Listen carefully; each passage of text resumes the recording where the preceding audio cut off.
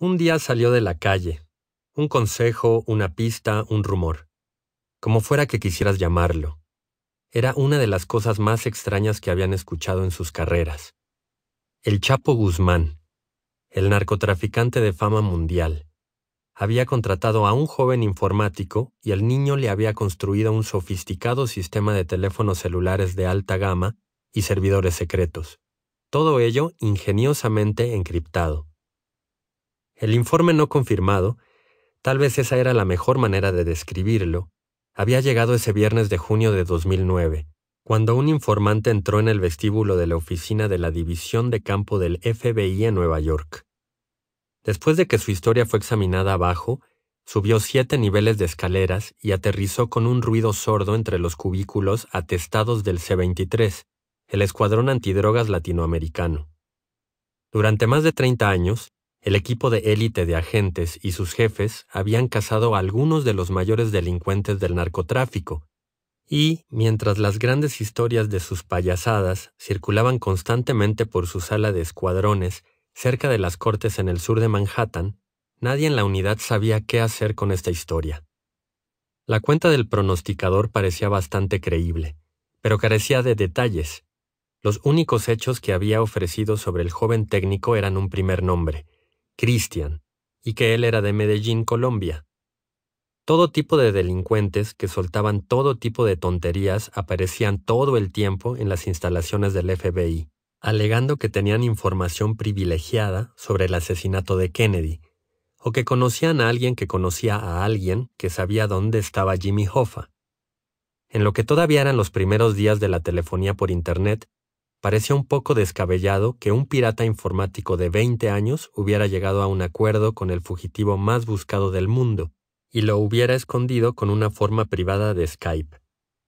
Tan atractivo como sonaba, era exactamente el tipo de cosa que probablemente resultaría ser un mito. En medio de una guerra contra las drogas, perseguir mitos no fue suficiente para enviar al C-23 al campo. La realidad mantenía la unidad ocupada.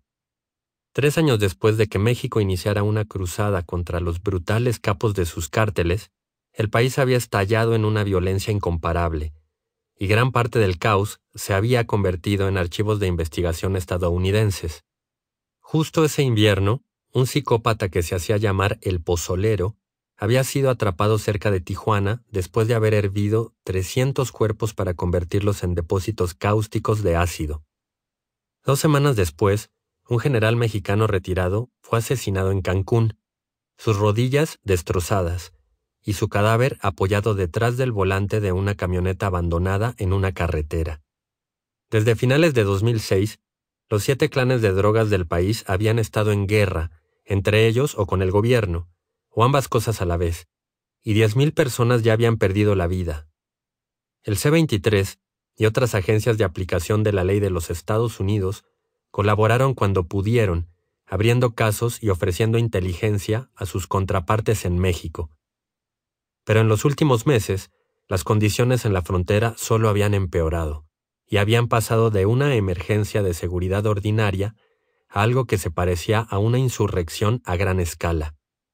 Desde el punto de vista estadounidense, la lucha de Sísifo para terminar con el derramamiento de sangre y detener el flujo de drogas hacia el norte parecía cada vez más imposible a pesar de las constantes incautaciones, las acusaciones federales y los helicópteros de combate enviados como ayuda extranjera.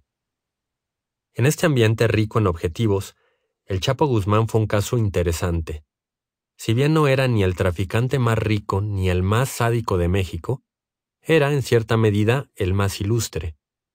Su famoso alias, el Chapo, a menudo traducido como Shorty, pero más exactamente una referencia a su marco rechoncho y fornido, era globalmente familiar, con un nivel de reconocimiento que rivalizaba con el de las estrellas de cine y los presidentes.